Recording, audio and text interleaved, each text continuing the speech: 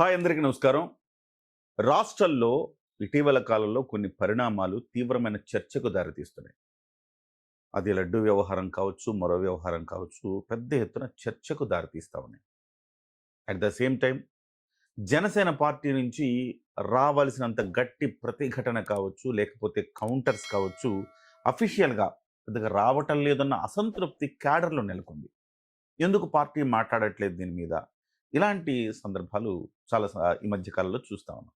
అయితే ఈ అంశాలపై మాట్లాడటానికి మనతో పాటుగా Janasena party senior leader, TIDCO chairman, అలాగే జనసేన పార్టీ కాన్ఫ్లిక్ట్ కమిటీ వ్యవహారాల చైర్మన్ అజయ్ కుమార్ వేములపాటి గారు ప్రస్తుతం ఉన్నారు. ఆయనతో మాట్లాడదాం. కూటమి వైసీపీ ట్రాప్‌లో పడిందా? ఎందుకంటే వ్యూహాత్మకంగా అంబటి రాంబాబు చేసిన వ్యాఖ్యలు ఇవాళ కూటమికి, రెండు పార్టీలు, కూటమి అంటే ఇవాళ తెలుగుదేశం పార్టీకి ఆపాదించిన, తెలుగుదేశం చంద్రబాబు నాయుడిని అంబటి రాంబాబు గారు దుర్భాషలాడినా అది కాస్త జనసేన పార్టీ కూడా పూర్తిగా ఇన్వాల్వ్ అయినట్టు కనపడుతుంది.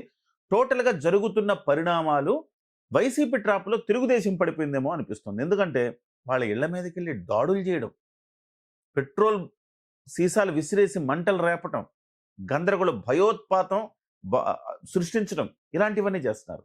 వాస్తవానికి దీన్ని ఎట్లా మనం చూడాలి? నువ్వు నాటిన విత్తే తిరిగి నీకు వస్తుందని చెప్పేసి వైసీపీకి చెప్తామా? లేకపోతే వైసీపీ చేసినట్టు మనం చేస్తాం, ఇది ప్రతీకార చర్యనా? ఎట్లా మీరు దీన్ని సమర్థిస్తారా, విమర్శిస్తారా? అంటే నేను ఒకటి మీకు కొంచెం దీని గురించి వివరంగా మాట్లాడతాను.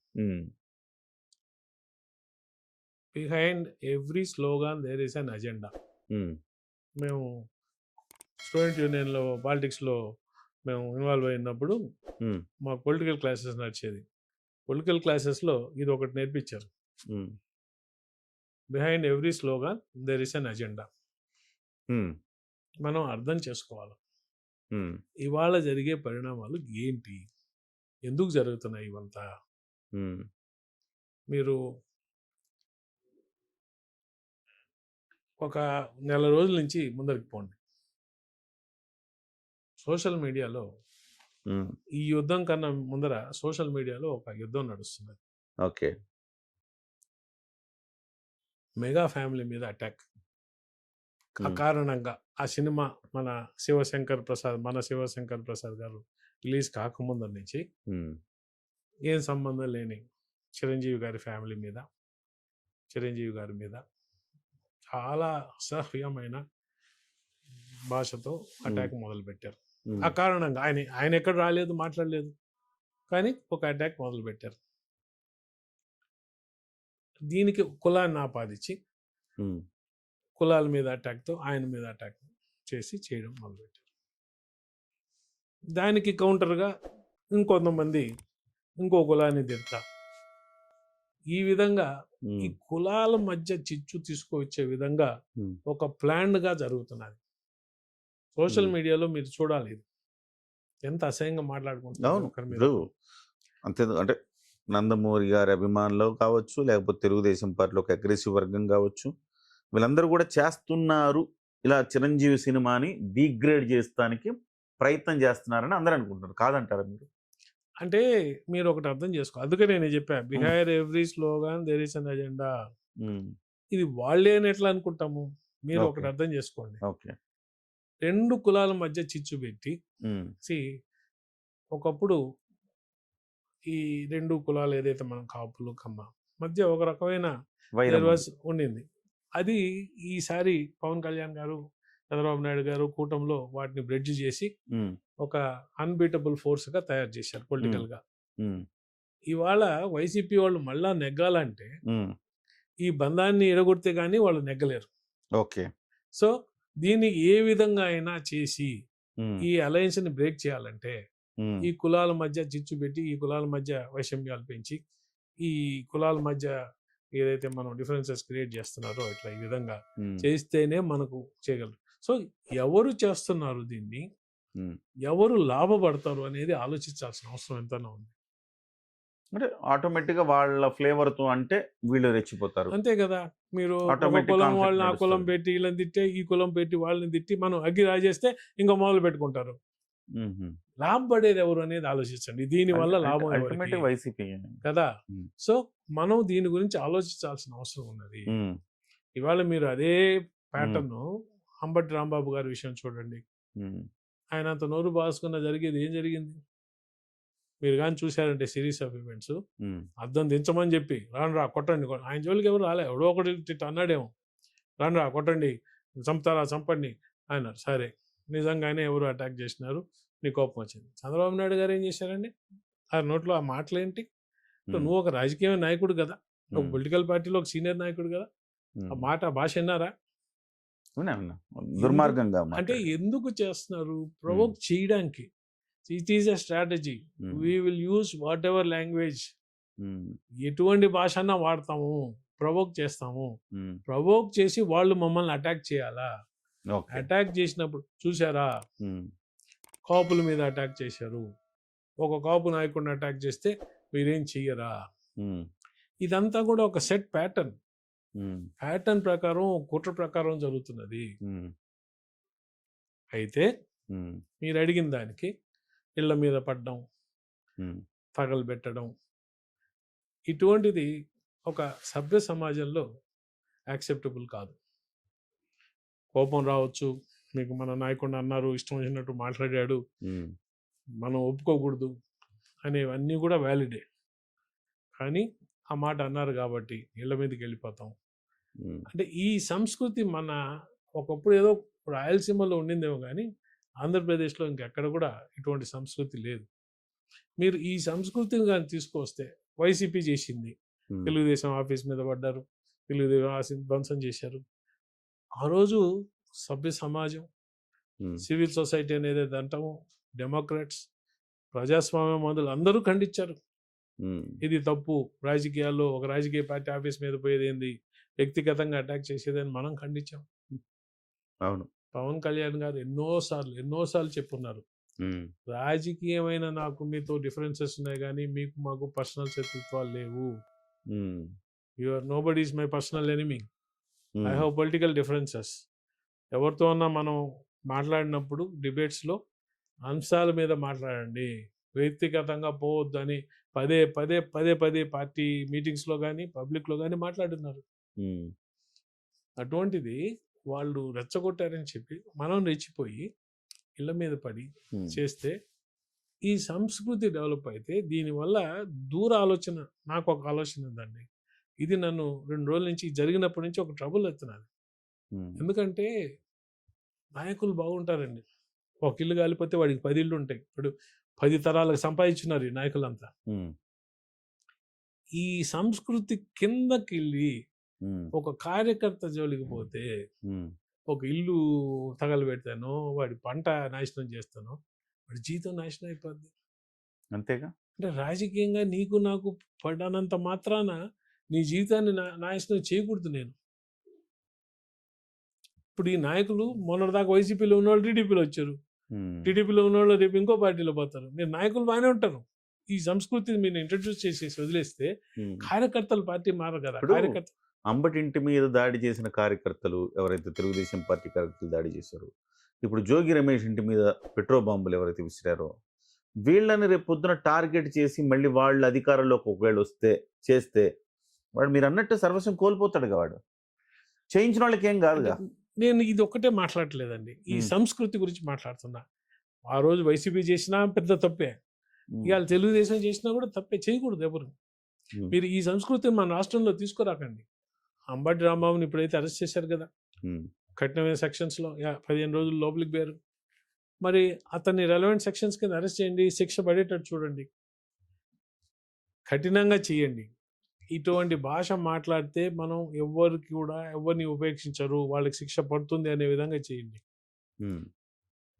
ఇళ్ళ మీద పోతే అంటే నాకేందంటే, ఇది కిందకి పోయి కార్యకర్తల మీద ఒకరు చేసుకుంటూ పోతే ఈ సంస్కృతి రాష్ట్రాన్ని ఒక వల్లకాటుగా మిగిల్చే డేంజర్ ఉన్నది. ఇది చేయకూడదు. నా పర్సనల్ ఒపీనియన్ ఇది. అంటే నేను ఒక డెమోక్రాట్ కూడా, నేను ఒక ప్రజాస్వామ్యాన్ని, ఈ రాజ్యాంగాన్ని నమ్మేవాడిని. సో దాన్ని నేను మళ్ళా చాలామంది మీరేమన్నా సొత్తుపోసలా తెలుగుదేశాన్ని క్రిటిసైజ్, నేను పార్టీని క్రిటిసైజ్ చేయట్లా, ఏ పార్టీని మీకు క్లియర్గా చెప్తున్నా. అవును. ఈ సంస్కృతి వద్దు. సంస్కృతి ఉంది. అంటే ఇది కూడా చంద్రబాబు నాయుడు గారు లోకేష్ గారు చెబితే చేసిన పనులు కాదు కదా ఇవి. వాళ్ళు ఇక్కడెక్కడ ఉద్రేకాలకు లోనై ఈ కార్యకర్తలు ఉంటారు కదా, చాలా మంది 100%. సోషల్ మీడియాలో మాట్లాడుతుంటారన్న. కార్యకర్తలు ఏమంటుంటారు, మీరు ఇంకా ఉపేక్షిస్తున్నారు, మనం ఉన్నప్పుడు అట్లా చేశారు కదా, మీరు చేతులు ముడి కూర్చోమంటారు, రెడ్ బుక్ ఎక్కడికి వెళ్ళింది అని వీళ్ళే అడుగుతుంటారు కింద. ఇలాంటి తత్వం ఉన్న వాళ్ళు ఇవాళ చేశారు. సోషల్ మీడియా మాట్లాడడం వేరు, గ్రౌండ్లోకి వచ్చి చేస్తే ఏమవుద్దంటే ఈ కంటిన్యూడ్ సైకిల్, అంటే అధికారంలో రేపు ఇంకో పార్టీ రావచ్చు, ఇంకో రావచ్చు, అప్పుడు మేము ఇదే చేస్తాం, ఈ సైకిల్ కంటిన్యూ అయితే ఎక్కడికి పోతాం మనం? ఇప్పటికే వైసీపీ వాళ్ళు హెచ్చరిస్తున్నారన్న, మీరు ఇవాళ కర్రలు తీసుకొచ్చారు, రేపు మేము కత్తులు తీసుకొస్తాం అంటున్నారు. అసలు దీనికి కారణం అంతా వాళ్ళే కదా. వాళ్ళే ఇవాళ వాళ్ళు చేసిన రౌడీజమే, వాళ్ళు ఏం తక్కువ చేశారా వాళ్ళ దీంట్లో రౌడీజం? మనం చూసాము ఎంతమందిని కొట్టారు మన వాళ్ళని, అవును, జనసేన కార్యకర్తల్ని ఎన్ని కేసుల్లో పెట్టించారు, ఎంతమంది ప్రశ్నించే దానికి ఒక చిన్న పిల్లోడిని చంపారు కదా. ఇది వైసీపీ వాళ్ళు చేసిందే కదా. మనం ఏం మర్చిపోలేదు. వైసీపీ జగన్ ప్రభుత్వంలో ఎంతమందిని మన జనసేన వాళ్ళని కానీ తెలుగుదేశం కానీ వాళ్ళు హింస పెట్టారు, ఆఫీసులు రైడ్ చేశారు, ఎన్నో కేసులు పెట్టారు. కానీ మీరు ఒక్కటి దానికి చెప్పాలి సమాధానం అన్న. వాళ్ళు అన్ని చేశారు అధికారంలో ఉన్నప్పుడు. ఇవాళ అధికారులు లేనప్పుడు కూడా వాళ్ళే ఎక్కడ కూడా అధికారంలో వాళ్ళు ఉన్నట్టుగా బూతులు మాట్లాడుతున్నారు, రెచ్చిపోతున్నారు, గందరగోళం చేస్తున్నారు, రప్ప అంటున్నారు. ఎట్లా వాళ్ళకి బుద్ధి వస్తుంది? సో కనీసం ఇట్లా రియాక్ట్ అవ్వకపోతే ఎట్లా అని చెప్పే వాళ్ళకి ఏం చెప్తారు? అంటే యథా రాజా తదా ప్రజ, వాళ్ళ నాయకుడు. మనం మళ్ళీ ఆ మాట మాట్లాడాలి. ఈ వైసీపీ పార్టీ నాయకుడు ఏదైతే ఉన్నారో ఆయనకున్న ఆ మెంటాలిటీ, ఫ్యాక్షన్ మెంటాలిటీ, దాన్ని అందరి మీద రుద్దడానికి ట్రై చేస్తున్నారు. ఈ ట్రాప్లో మనం పడొద్దు. రఫా చేస్తామనో, లేకపోతే తలకాయలు తీసేస్తాం. రఫా అంటే తలకాయలు కోసేస్తామని, మేము వస్తే మేము ఇంకా ఘోరంగా చేస్తామనో, ఇవన్నీ ఏ బెదిరింపులు ఉన్నాయో పోలీసు వాళ్ళని కానీ వీళ్ళని కానీ, వీళ్ళు మాట్లాడే భాష. మీరు వైసీపీ నాయకులు అందరూ కూడా ఇదే భాష మాట్లాడుతున్నారు. అసలు అధికారంలో వాళ్ళు ఉన్నారా వీళ్ళు ఉన్నారా అర్థం కాని పరిస్థితిలో ఖచ్చితంగా వాళ్ళ భాష చూస్తే ప్రతి ఒక్క దగ్గర కూడా వాళ్ళ అగ్రెసివ్నెస్, వాళ్ళ యొక్క దౌర్జన్యంగా చేయడం కానీ అంతా కూడా. అయితే ఇది యాక్షన్ తీసుకోవాల్సింది పోలీస్. ఓకే, పోలీసు ఇవాళ కళ్యాణ్ గారు మొన్న ఎప్పుడో ఒక మాట అంట, వాళ్ళు వస్తే మళ్ళా మమ్మల్ని ఏమన్నా చేస్తారేమో అని అధికారులు కూడా భయపడుతున్నారని కూడా ఒక మాట అన్నారు కళ్యాణ్ గారు. అది ఆ భయం లేకుండా చేయాల్సిన అవసరం ఉంది. ఇవాళ వాళ్ళు రారు, నెంబర్ 1. మీ డ్యూటీ మీరు చేసుకోండి, ఎవరు వచ్చినా భయపడాల్సిన అవసరం లేదు. లా అండ్ ఆర్డర్ని మనం మెయింటైన్ చేయాల్సిన రెస్పాన్సిబిలిటీ ప్రభుత్వం మీద ఉంది. ఎవరైనా కానీ వాళ్ళ మాటల్లో కానీ చేతల్లో కానీ లా అండ్ ఆర్డర్కి విఘాతం కల్పిస్తుంటే యాక్షన్ తీసుకోవాల్సిందే. ఓకే, అప్పుడే ఈ సొసైటీలో ఒక ఆర్డర్ అంటూ ఉంటుంది. అంటే ఒక ఆటవిక రాజ్యానికి వదిలేయకూడదు, రైట్, చేయలేము. ఓకే, ఇప్పుడు తాజాగా ఇప్పుడే ముద్రగడ పద్మనాభరెడ్డి గారు ఒక లేఖ రాశారు. సో చాలా దారుణంగా జరుగుతోంది, కాపు నాయకుల మీద దాడి జరుగుతోంది అని చెప్తున్నారు. ఇట్లా చూస్తారు అంటే ఇప్పుడు ఎట్లా ఉంటుందంటే అండి, అంబటి రాంబాబు మీద చేస్తే కాపుల మీద చేశారంటే అది వాళ్ళ యొక్క విజ్ఞత మనం వదిలేయాలి. ఇప్పుడు మరి అంబటి రాంబాబు గారి మాటల గురించి ఏమైనా మాట్లాడారు ఆ లేఖలో?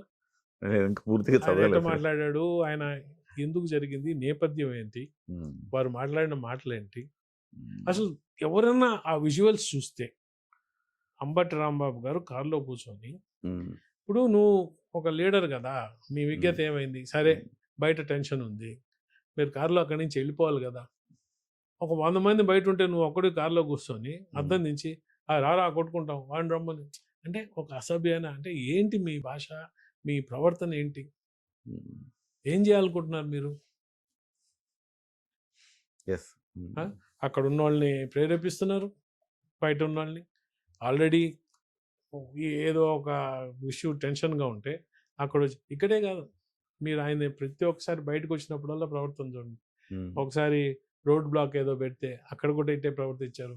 పోలీసు వాళ్ళని దోశారు, కొట్టబోయాడు, కాలుతో కొట్టాడు, ఇష్టం వచ్చినట్టు మాట్లాడాడు నోటికి. బయటకు వచ్చినప్పుడల్లా, ఆయన పబ్లిక్ వచ్చినప్పుడల్లా ప్రతి ఒక్కసారి ఒక ఎదుటోళ్ళని కవ్వించే విధంగా. ఉమ్. మీకు ఒకసారి మన ఆ ఫ్లెక్సీ విషయంలో కూడా చాలా గందరగోళం అయింది. ఆయన వాళ్ళు ఫ్లెక్సీ పెట్టి ఇతను అక్కడికి పోయి చాలా ఐ థింక్ మన సభల దగ్గర అనుకుంటా చాలా రచ్చయి మన వాళ్ళంతా తర్వాత సర్దారు. అంటే ఎక్కడ కూడా వీళ్ళు చేసేది ఏంటంటే ఎదుటోళ్ళని మనం ప్రేరేపించడం, వాళ్ళ చేత ఏదో ఒక రియాక్షన్. ఏం మాట్లాడతారండి వీళ్ళు? సభలు పెట్టి సిద్ధం ఏదో సభ ఉందే కదా, పవన్ కళ్యాణ్ గారి బొమ్మ, చంద్రబాబు నాయుడు గారి బొమ్మ పెట్టి కాలుతో కొట్టండి, చేత్తో కొట్టండి అని చేయించిన వాళ్ళు వీళ్ళు ఏం మాట్లాడతారండి అసలు? మనం నీతులు చెప్తున్నాం, చేయొద్దు, ఇటు మంచిది కాదు అని. ఎందుకంటే సమాజం గురించి ఆలోచించి వాళ్ళకి ఆ సమాజ స్పృహ ఉందా? ఇప్పుడు జగన్మోహన్ రెడ్డి గారు స్వయంగా ప్రెస్ మీట్ పెట్టి రైల్వే కోడూరు ఎమ్మెల్యే గురించి కావచ్చు, ఇవాళ అంబటి రాంబాబు మీద జరిగిన దాడి గురించి కావచ్చు మాట్లాడుతున్నాడు. ఆయన తప్పు అని చెప్తున్నాడు. సో ఆయనకు అర్హత ఉందా? ద లాస్ట్ పర్సన్ అన్నట్టు we should talk about this things is Jaganmohan Reddy. Jaganmohan Reddy గారి అర్హత ఎక్కడ ఉందండి బాబు? అసలు ఈ ఫ్లెక్సీల మీద పెట్టించి మొదలు పెట్టించింది ఎవరు? ఈ సంస్కృతి కళ్యాణ్ గారిని ఒక పాలేరుగా పెట్టి చంద్రబాబు నాయుడు గారి దగ్గర ఈయన అన్నగారు వర్గాలకి ఏదో ఇదని పెట్టి అప్పుడు అది పెట్టారు కదా, దాని మీద మేము స్కిట్ కూడా ఇస్తాం, నేను నాబాబు గారు, ఎవరు అప్రెస్టు అసలు ఏంది అని చెప్పి. ఎవరు అన్ని మొదలు పెట్టింది ఇవన్నీ వాళ్ళే. జగన్మోహన్ రెడ్డి ముఖ్యమంత్రిగా ఉన్నప్పుడు ఆయన చేయించిన పనులే. ఇప్పుడు మనం ఈ సందర్భంలో 2-3 విషయాలు గుర్తు చేసుకోవాలి. ఒక వ్యక్తి పట్టాభి అనే వ్యక్తి ఆ రోజు ఒక తప్పుడు మాట మాట్లాడాడని చెప్పేసి తెలుగుదేశం పార్టీ కేంద్ర కార్యాలయం మీద దాడి చేశారు. దాడి చేసినప్పుడు ఆయన ఏమన్నాడు? మా అభిమానస్తులు ఉండరా, వాళ్ళ మనోభావాలు దెబ్బతిన్నాయి, వాళ్ళు ఏదో వెళ్ళి దాడి చేశారు, వాళ్ళ కోపం వస్తుంది కదా, అది సహజం అన్నారు. ఇప్పుడు ఇది సహజమైన పరిణామంగా ఆయనకు అనిపించాల. ఆ రోజు అనంతబాబు లాంటి ఎమ్మెల్యేలు, ఎన్నో ఎమ్మెల్సీలు సో వాళ్ళు డోర్ డెలివరీ చేయడం తప్ప దాంతోపాటుగా అసభ్యకరంగా ఒక మహిళతో మాట్లాడుతున్న వీడియోలని బయటకు వచ్చినాయి. నిన్నగాక మొన్న బెదిరించాడు ఆయన మళ్ళీ అనంతబాబు. నేను అనుకుంటే 2 నిమిషాలు లేపేస్తాను, లైవ్ టీవీలో చెప్పాడు. లైవ్ టీవీ కానీ అదే అనంతబాబును వెంట పెట్టుకుని అసెంబ్లీకి వెళ్ళాడు ఫస్ట్ రోజు. సో అన్ని జనం చూస్తున్నప్పుడు మళ్ళీ ఆయన ఇక్కడ కూర్చొని ఆ స్థానంలో కూర్చొని మీరు ఇలా చేశారు అలా చేశారని మాట్లాడుతుంటే, ఇంగ్లీష్లో ఒక వర్డ్ ఉందండి, ఎందుకంటే కొంచెం నేను ఇంగ్లీష్ ఎక్కువ చెప్తాను, ఎంటైటిల్డ్ అని. వీళ్ళు చాలా అనుకుంటున్నారు మేము ఎంటైటిల్డ్ అంటే మమ్మల్ని అడగకూడదు, మేము ఏం చేసినా నడిచిపోద్ది, మీరెవరు అడగడానికి, మేము మా కుటుంబం వేరు, మీరెవరు, మేము ఏం చేసినా కూడా మీ రాష్ట్ర ప్రజలు పడి ఉండాలి, మీరు అడగకూడదు, మేము కల్తీ చేస్తాం, మీరెవరు ప్రశ్నించడానికి, నేను డోర్ డెలివరీ చేస్తాం, మీరెవరు ప్రశ్నించడానికి, మేము చంద్రబాబు నాయుడు గారిని తిడతాం, పవన్ కళ్యాణ్ గారిని తిడతాం, ఇష్టం వచ్చినట్టు మాట్లాడతాం, ఎవరి మీదన్నా హక్కు, మీరెవరు ప్రశ్నించడానికి. ఈ యాటిట్యూడ్ ఉందే, ఈ యాటిట్యూడ్ వల్లే ఇవాళ ఈ పరిణామాలు. చివరి ప్రశ్న అన్న, ఇప్పుడు వైసీపీ దూకుడు ధోరణి చూస్తుంటే నెక్స్ట్ వచ్చేది మేమే అన్నట్టుగా ప్రవర్తిస్తున్నారు. ఇప్పుడే ఇలా ఉంటే అంటే వాళ్ళకి చాలా కాన్ఫిడెన్స్ ఉంది కాబట్టి వాళ్ళంతా అలా మాట్లాడుతున్నారని జనం అనుకోవాలని వాళ్ళు అనుకుంటున్నట్టున్నారు. అందుకే బహుశా మాట్లాడుతుండొచ్చు. ఒకవైపు పవన్ కళ్యాణ్ గారేమో రాబోయే 15 ఏళ్ల పాటు కూటమి ఉంటుందని చెప్తున్నారు. 1.5 సంవత్సరం అయిపోయింది పరిపాలనలో. ఇందులో చాలా విమర్శలు, ప్రతి విమర్శలు, అభివృద్ధి, సంక్షేమం జరిగింది, కొన్ని చోట్ల వెనకబడ్డారు, రకరకాలు ఉన్నాయి. ఈ మొత్తం కలిపిన తర్వాత ఒక నాయకుడిగా సరే మీరు జనసేన పార్టీ అనేది కాసేపు మర్చిపోండి, మీరు ఒక డెమోక్రటిక్గా, మీరు స్టూడెంట్ ఉద్యమాల నుంచి వచ్చిన వ్యక్తిగా మీరు ఆలోచిస్తే నిజంగా వైసీపీ గ్రాఫ్ పెరగలేదా, కూటమి గ్రాఫ్ తగ్గలేదా? ఈ గ్రాఫులకి నేను అంత నమ్మనండి. ఒకటి చెప్తానండి, ఒక పక్క పవన్ కళ్యాణ్ గారు 15 ఏళ్ళు ఈ కూటమి సాగలా అని ఎందుకు చెప్తున్నారు? ఆయన ఏమన్నా నేను ముఖ్యమంత్రి కావాలన్నారా? అసలు ఆ మాట మాట్లాడలేదు. కూటమి నిలవాలా, కూటమి గట్టిగా ఉండాలా, ఈ రాష్ట్రం బాగుపడాలంటే ఈ కూటమి ఉండాలా అని నమ్మి దాని మీద మాట్లాడుతున్నారు. ఒక నాయకుడు బ్రహ్మాండమైన ప్రజల్లో అభిమానం రోజు రోజు ఆయన మీద ప్రియతమైన అభిమానం పెరుగుతున్న ఒక నాయకుడు ఆయన యొక్క పర్సనల్ ఏది కూడా పట్టించుకోకుండా రాష్ట్రాభివృద్ధి, రాష్ట్ర ప్రజల యొక్క బాగోగులు అది ఒక్కటే ఆలోచించుకొని చేస్తున్న నాయకుడు ఒక పక్క. ఎట్టన్నా నాకు అధికారం కావాలా, అధికారం ఇస్తే ఇంకొంచెం దోసుకుంటాను, ఇంకొంతమంది ఇళ్ల మీద పడి కొడతాను, నరుగుతాను, ఇంకొంతమందిని నాశనం చేస్తాను ఆలోచించే ఒక వ్యక్తి ఒక పక్క. ప్రజలు డిసైడ్ చేస్తారు. వాళ్ళకి పగటి కళ్ళకు కన్నిండి ఎవడేందో ప్రజలు చూస్తున్నారు. రాష్ట్రం కోసం ఎవరు నిలబడుతున్నాడు, నిక్కచ్చిగా రాష్ట్రం కోసం, ధర్మం కోసం, న్యాయం కోసం, సనాతన ధర్మం కోసం నిలబడే ఒక వ్యక్తి అధికార దాహంతో, మదంతో ఇంకా తగ్గలేదు వీళ్ళకి. వస్తే మేము ఇంకా ఎంత దోసుకోవచ్చు. ఆ బెదిరింపులు ఇప్పటికి కూడా పోలీసు వాళ్ళు జాగ్రత్త, మేము వస్తే ఎట్లా చేస్తాం, ఇండస్ట్రియలిస్ట్ నువ్వు ఇక్కడ పెట్టబాక, వస్తే నేను నీ సంగతి చూస్తా. ఈ మాటలు తప్ప ఒక ప్రగతి గురించి, రాష్ట్ర పురోగతి గురించి మాట్లాడని వ్యక్తి, ఉన్న 5 ఏళ్లలో రాష్ట్ర పురోగతికి ఏమీ చేయని వ్యక్తి, అతని గురించి కంపేర్ మీరు చూడండి. ప్రజలు ఎవరిని అనుకుంటారో తెలుస్తుంది మీకు. Right. As a Democrat I want somebody who thinks of the people. ప్రజల గురించి, రాష్ట్రాన్ని గురించి, రాబోయే తరాల గురించి మాట్లాడేవాడే నాయకుడు. అటువంటి నాయకుడే కావాలి నాకు. దేశాన్ని దోచుకునేవాడు, దేశాన్ని వల్లకాటుగా మార్చేవాడు నాయకుడికి వద్దు మాకు. As a Democrat I'm talking. Okay. Thank you అన్న, థ్యాంక్ యూ సో మచ్. మొత్తం మీద ఒక చాలా కీలకమైన పాయింట్ చెప్పారు మీరు ఓవరాల్ ఇంటర్వ్యూలో. నాయకుల వరకు ఉంటే పర్వాలేదు, కింది స్థాయి ప్రజల వరకు గనక ఈ కావేశాలు, ప్రతీకారాత్మక చర్యలు గనక వస్తే సమాజం ప్రశాంతంగా ఉండే అవకాశం అయితే లేదు. ఈ దిశలో ఆలోచించాల్సిన అవసరం ఉంది. పెద్దలు, పార్టీ పెద్దలు, అటు జనసేన కావచ్చు, లేకపోతే తెలుగుదేశం కావచ్చు, లేకపోతే వైసీపీ కావచ్చు, ఎవరు కూడా ప్రోత్సహించాల్సిన పరిస్థితులు, సంస్కృతి కాదు ఇది. ఇది ఒక ప్రజాస్వామ్యవాదిగా అజయ్ కుమార్ గారు చెప్పిన అంశం ఖచ్చితంగా అప్లికబుల్ అన్ని పార్టీలకు కూడా. ఆ రకంగా జాగ్రత్త తీసుకోవాలి ప్రజలు కూడా, లేకపోతే కార్యకర్తల కావేశాలకు లోను కావద్దు అనేది ఈ మెసేజ్ సారాంశం. నమస్తే. థ్యాంక్ యూ వెరీ మచ్ నాకు అవకాశం. Thank you.